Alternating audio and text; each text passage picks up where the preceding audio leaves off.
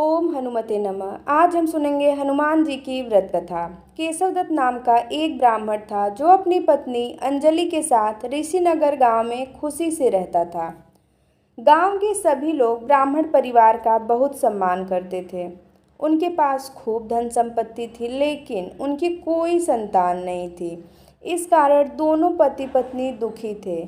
पुत्र प्राप्ति के लिए दोनों हनुमान जी की पूजा करने लगे। ब्राह्मण हर मंगलवार जंगल में हनुमान जी की पूजा करने के लिए जाता था। पत्नी घर में ही महावीर का व्रत रखा करती थी।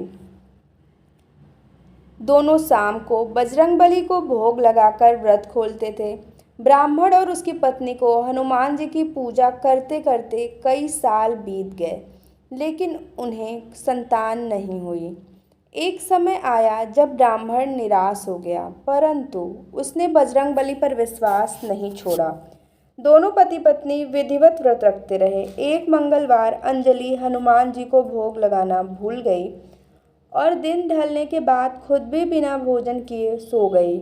उस दिन ब्राह्मण की पत्नी ने प्रण लिया कि वो अब अगले मंगलवार को भोग लगाने के बाद ही अन्न का दाना खाएगी। बिना कुछ खाए पिए किसी तरह से 6 दिन निकले। मंगलवार का दिन आया और कमजोरी के चलते वो घर में ही बेहोश हो गई। हनुमान जी अंजलि की निष्ठा देखकर प्रसन्न हो गए। बेहोशी में ही ब्राह्मणी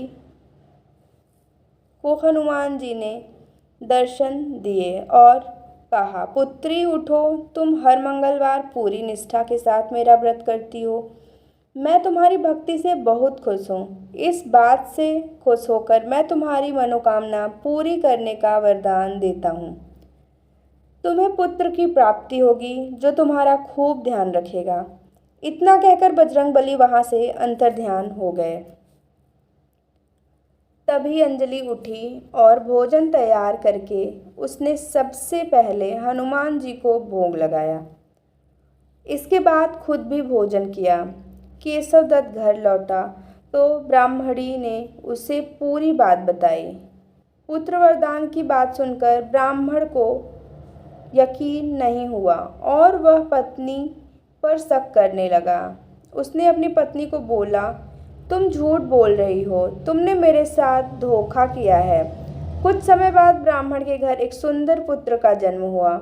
दोनों ने उसका नाम हनुमान जी के नाम पर मंगल प्रसाद रखा।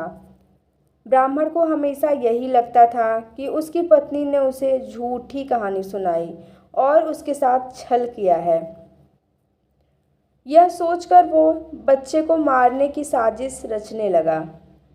एक दिन मौका देखकर ब्राह्मण कुएं पर नहाने जाते समय बच्चे को अपने साथ ले गया। वहां उसने बच्चे को कुएं में फेंक दिया।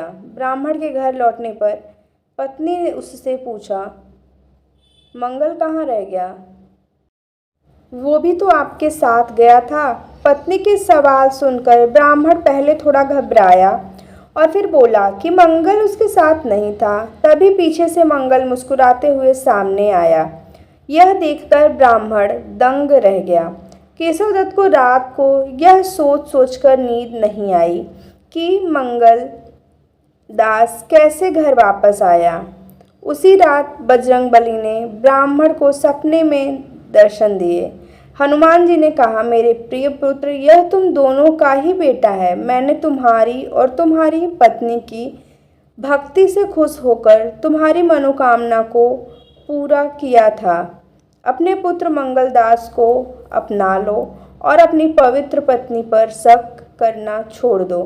सुबह उठकर ब्राह्मण ने सबसे पहले अपने बेटे को गले लगाया, फिर अपनी पत्नी से माफ़ी मांगी।